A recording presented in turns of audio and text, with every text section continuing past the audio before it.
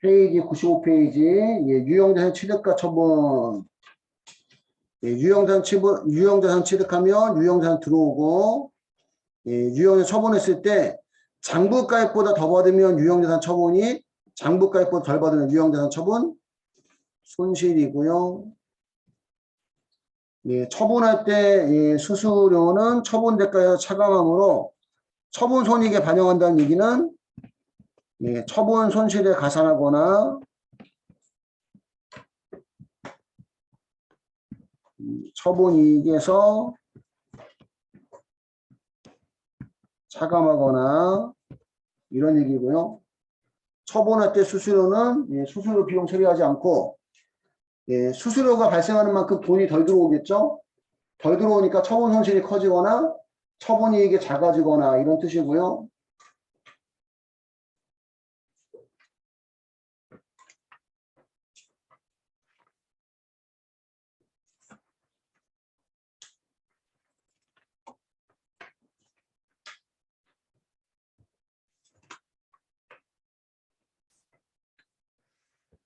공 4번 예, 건설 중인 자산. 건설 중인 자산도 아까 설명을 다 한 건 아니구나, 그지?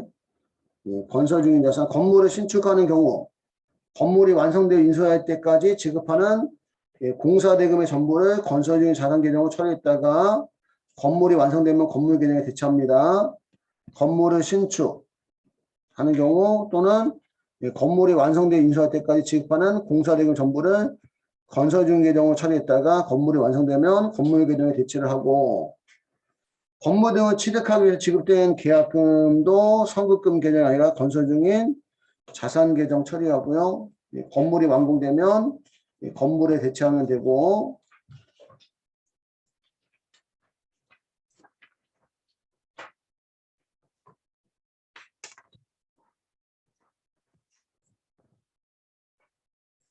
예, 96페이지 유형자산의 취득 후 지출 자본적 지출과 수익적 지출이 있습니다. 유형자산의 가치 증대, 내용연수 연장, 용도 변경, 증축 개량 등에 지출된 것을 우리가 자본적 지출하고 자본적 지출은 유형자산의 원가에 가산합니다. 자본적 지출은 우리가 이렇게 표현했었죠. 그 전에 금액이 크다. 효과가 장기적이다. 금액이 크고 효과가 장기적이다. 자산 처리 후 감가상각.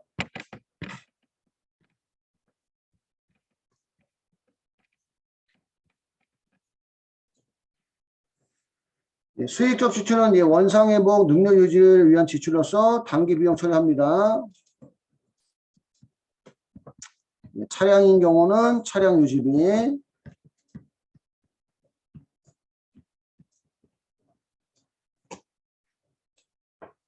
가치가 증대하거나 내용연수 연장, 용도 변경, 증축 개량 등 지출된 것은 자본적 지출, 자산 처리, 원상회복, 능률 유지 이런 것들은 차량일 때는 차량 유지비, 차량이 아니면 수선비 처리하고요.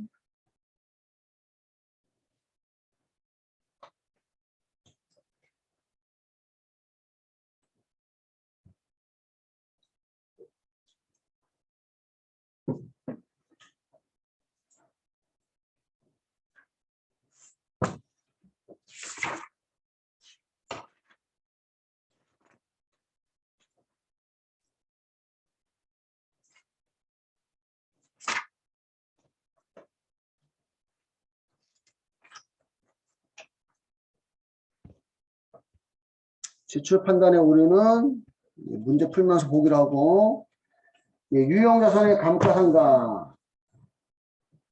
감가상각 방법 계산 방법에는 정액법, 그 다음에 체감 잔액법, 가소상각법, 체감 잔액법에는 정률법, 연소학계법, 이중 체감법이 있고요.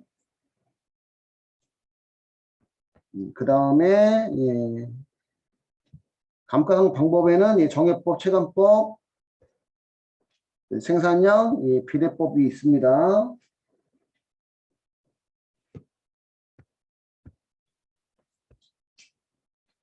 정해법은 공식이 내용연수분의 취득원가 마이너스 잔존가치고 체감법은 체감법 중에 정리법은 취득원가 마이너스 감가상각 누계. 취득원가에서 우리 감가상각 누계액을 뺀 걸 뭐라고 표현한대요? 미상각 잔해 이 금액의 정률 곱한 거만큼이 정률법이고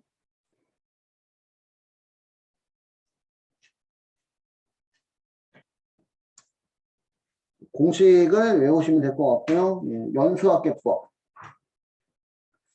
정률법과 마찬가지로 초기에 많은 금액을 상각하는 방법으로 자녀 내용 연수를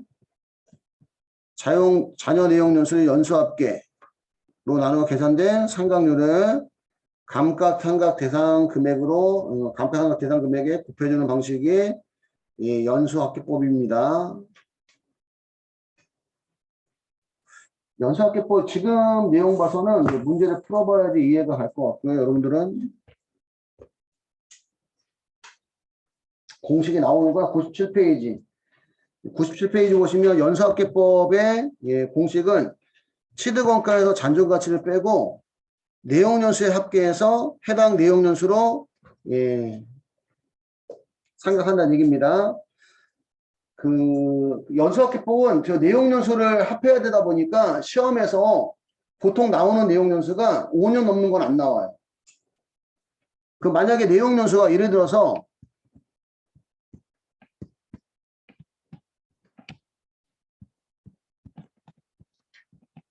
내용연수가 3년으로 가정하면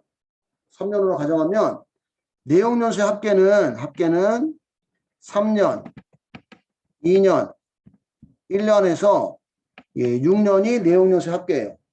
이해할까요?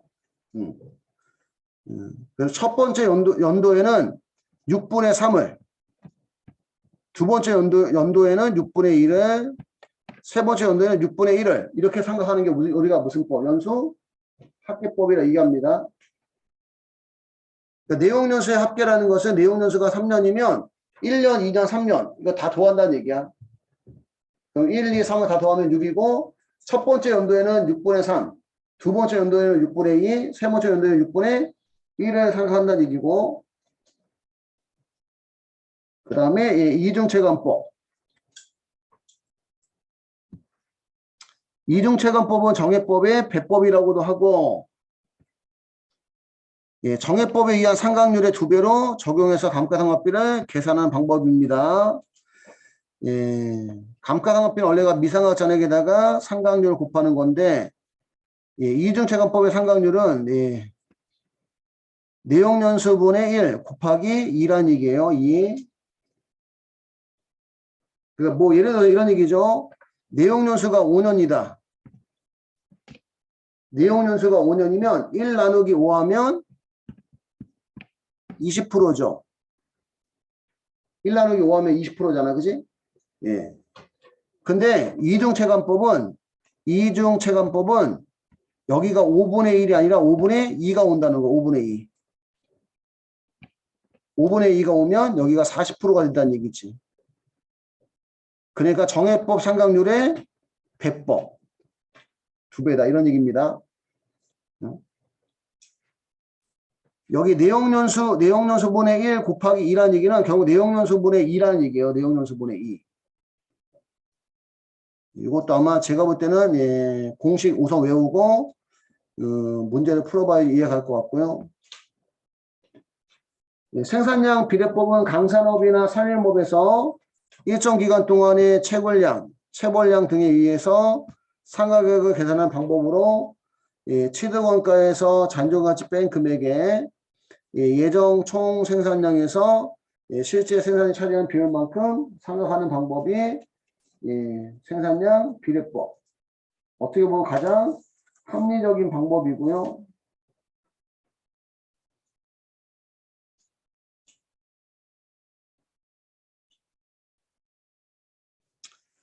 플러스 팁을 보니까 한국 채택 국제회계 기준에서의 유형자산의 감가상각 방법에는 정해법, 체감법 속에는 정률법, 연수합계법, 생산량 비례법을 제시하고 있다. 기업은 해당 유형자산의 경제효익이 소멸되는 형태를 반영한 합리적이고 체계적인 방법으로 결정해야 하며 유형자산의 감가상 방법은 적어도 매 회계연도 말에 재검토해서 자산의 내재된 비례 경제효익이 예상되는 소비 형태의 적절히 반영하고 있는지 확인해야 됩니다. 감가상각의 기장 방법은 직접법이나 간접법이나 둘 다 기업회계인이 인정해요.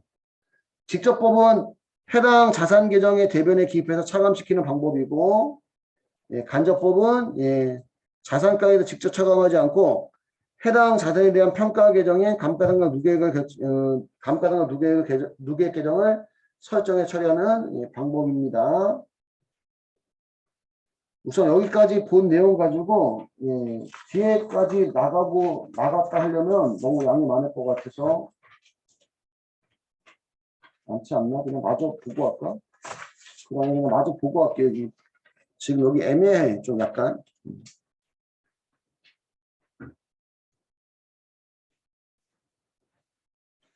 97페이지. 유형자산의 유형별 취득원가의 측정. 현금 할인 조건의 취득은 매입 할인이 있는 경우 취득가에서 차감하시면 되고요. 이연 지급 계약에 의한 취득. 이연의 의미는 늦추어 지급한다 이런 얘기예요. 뭐 장기 후불 조건 이런 것들. 이연 지급 계약에 의한 취득은 취득원가는 취득 시점의 현금 가격 상당액으로 기록하고 현금 가격 상당액과 실제 총 지급액과의 차액은 해당 채무의 만기에 걸쳐 이자 비용으로 인식을 하고요. 일괄 구입에 의한 취득.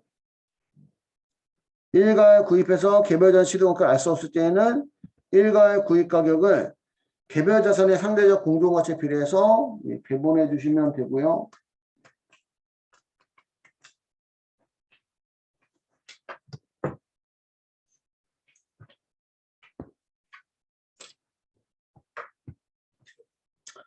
이건 앞에서 한번 우리 기업회계 기준 써본 내용이 나온 거죠. 현물 출자, 증여, 무상에 의한 취득은 현물 출자, 증여, 기타 무상 취득한 자산은 공정가치 취득원가를 하고 교환에 의한 취득. 교환은요, 여러분 상식적인 걸로 보시면 돼요. 상식적인 걸로.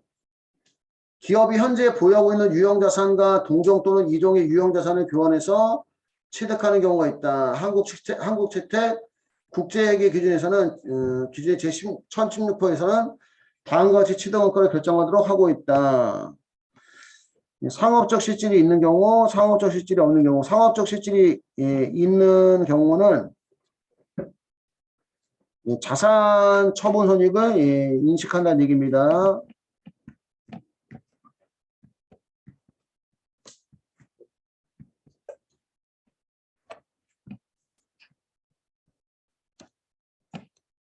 상업적 실질이 있다는 얘기는 실제 팔은 걸로 봐서 유형자산 처분 이익 처분 손실을 인식한다는 얘기고, 상업적 실질이 없는 경우는 팔지 않은 걸로 봐서 유형자산 처분 손익을 인식하지 않아요.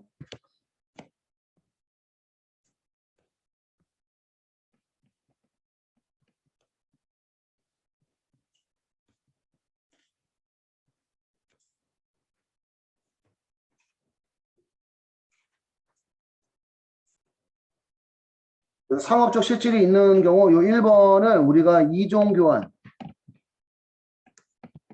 이런 표현 쓰고, 상업적 실질이 없는 경우를 우리가 동종교환 이런 표현 씁니다. 상업적 실질이 있는 경우를 이종교환, 다른 물건으로 바꿨다. 상업적 실질이 없는 경우는 동종교환. 같은 물건을 바꾼 거니까 실제 처분한 것은 아닌 걸로 보겠다.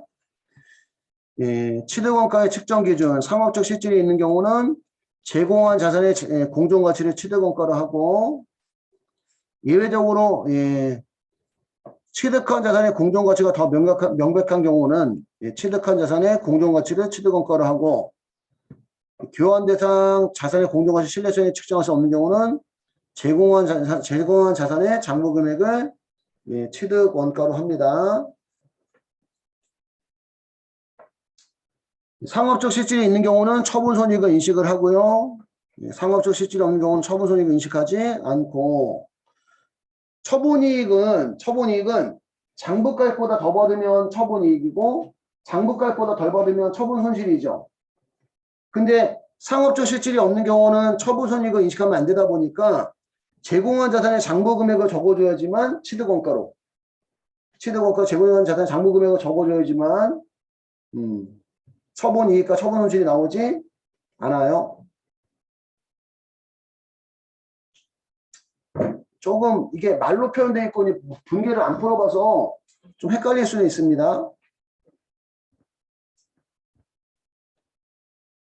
그래서 뭐 플러스 팀을 보시면 상업적 실질이 있다는 것은 구매자와 판매자 간의 정상적인 거래가 존재한다는 것을 의미하고,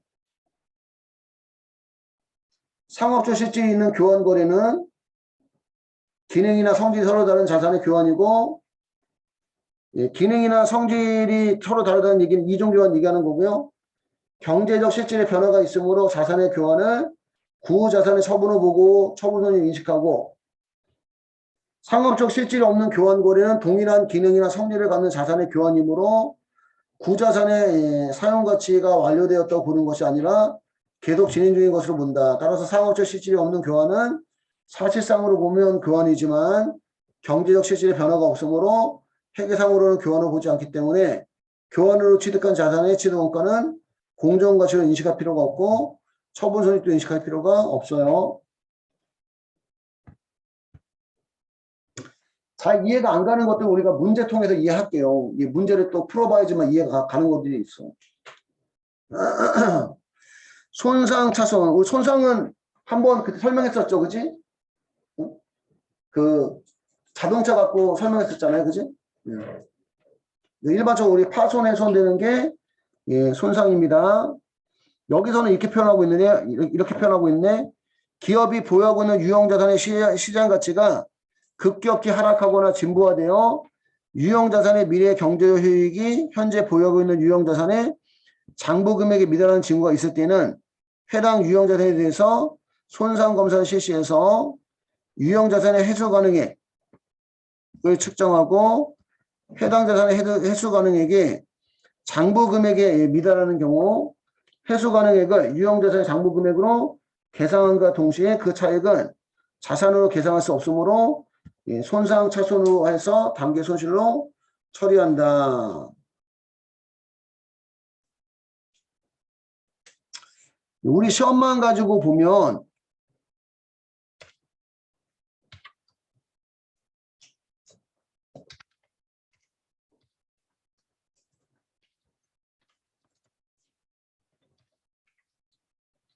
유형자산의 손상 차손은 장부가액이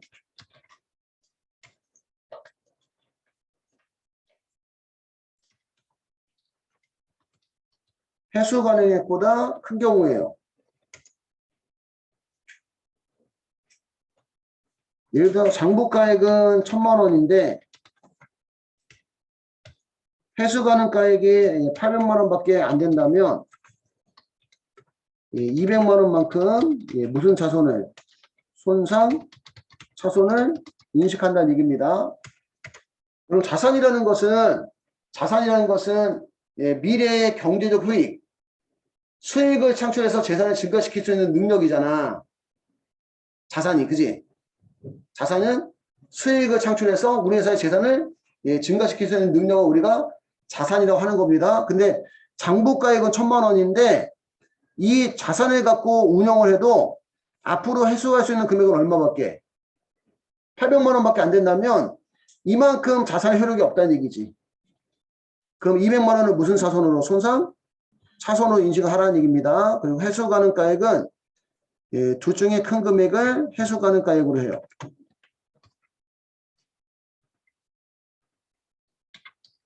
둘 중에 큰 금액. 사용가치와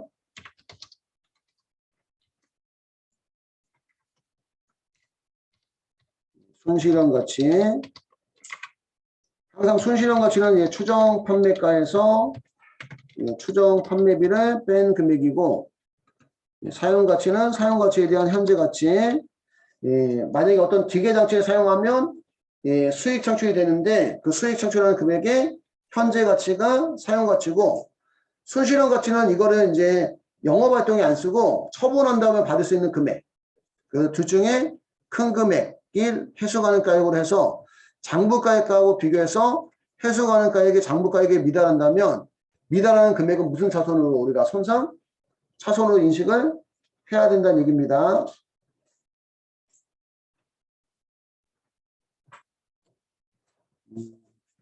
하단의 분계를 보니까요. 분계를 보니까 기계장치의 장부 금액이 해수 가능액보다 해수 가능액이죠. 해수 가능액이 장부 금액보다 작으면 작은 금액만큼을 유형자산 손상차손, 그 다음에 유형자산 손상차손 누계 이렇게 처리하고, 우리는 여기 기계장치로 안 들어가고 그냥 유형자산 이렇게 들어갑니다. 유형자산, 유형자산 손상차손 누계 이렇게 들어가고, 만약에 이제 차기 이후에 금액이 회복됐다면 유형자산 손상차손 누계액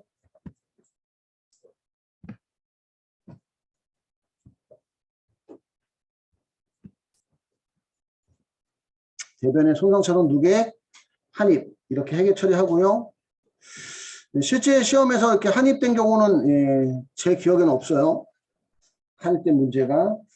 참고로 하시고, 뒤에 넘겨보니까 99페이지에 플러스 팁을 보니까 순 공정가치라는 것은 유형자산의 처분가액에서 처분 비용을 차감한 금액.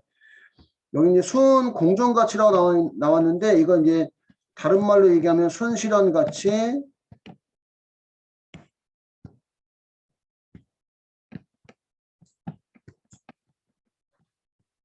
순 매각액 뭐 이런 표현으로 나올 수 있는 걸 얘기하는 겁니다. 사용가치라는 것은 유형자산을 사용함으로써 기대되는 미래 현금 흐름에 대한 현재 가치를 얘기하는 거고요. 유형자산 손상차손은 기타 비용, 영업의 비용 처리한다 이런 얘기예요. 영업의 비용.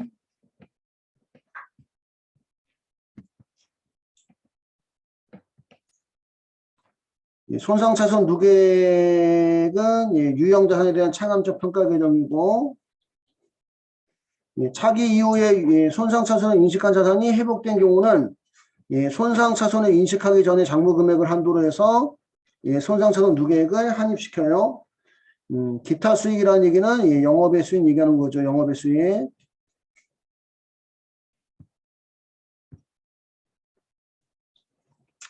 손상차손 인식한 자산이 회복된 경우는 손상차손을 인식하기 전에 장부금액을 한도로 해서 손상차손 누계액을 한입시킨다. 그러니까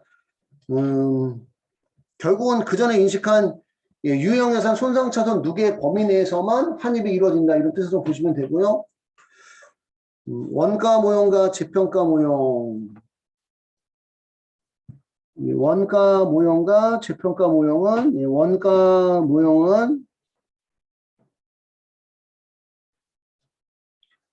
원가 모형은 취득원가를 기초로 감가상각비와 손상차손을 인식해서 유형자산의 장부금액으로 하는 것을 우리가 원가 모형이라 하고,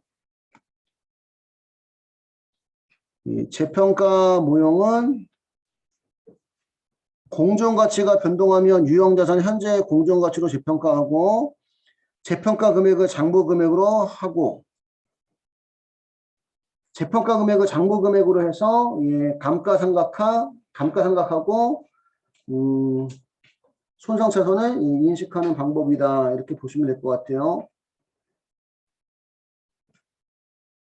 우리가 지금 평상시에 했던 게 원가 모형이고, 재평가 모형이라는 것은 공정가치로 평가하고 감가상각한다. 이렇게 생각하시면 돼요. 공정가치로 평가하고 감가상각한다.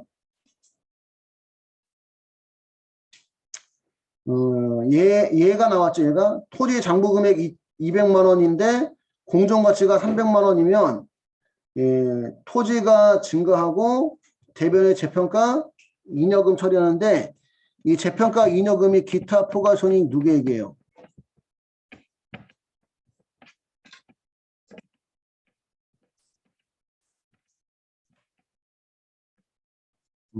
재평가 잉여금이 기타 포괄 손익 누구에게고 예, 공정가치가 예, 장부금액보다 하락해서 50만 원만큼 토지가 감소를 하고 또 재평가 손실은 예, 영업의 비용입니다.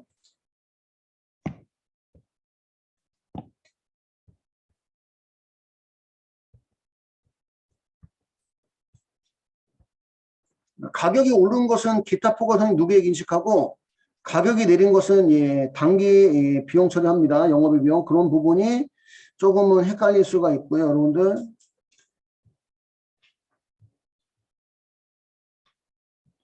여기까지 해서 일단 유형자산 이론 파트는 예, 끝났고